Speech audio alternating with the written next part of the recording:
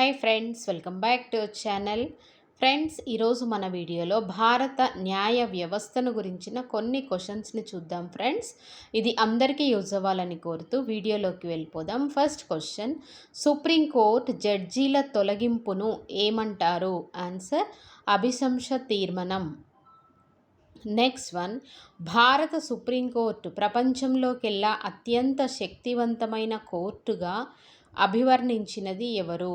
Answer, Alladi Krishnaswami Ayyangar. నెక్స్ట్ వన్, supreme court యొక్క ప్రాథమిక అధికార పరిధి గురించి రాజ్యాంగంలో ఏ ప్రకరణంలో ప్రస్తావించబడింది?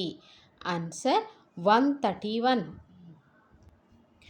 నెక్స్ట్ క్వశ్చన్, సుప్రీంకోర్టు అప్పీళ్ల పరిధిలోనికి రాని అంశం ఏది?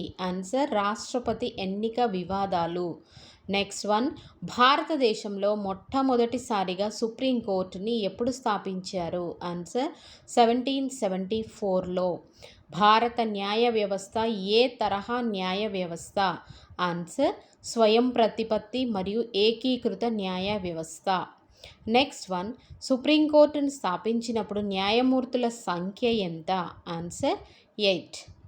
లాస్ట్ క్వశ్చన్, 1935 భారత ప్రభుత్వ చట్టం ద్వారా ఏర్పాటు చేసి ఫెడరల్ కోర్టు సుప్రీంకోర్టుగా ఎప్పుడు మారింది? Answer, 20th January 1950. Thanks for watching friends.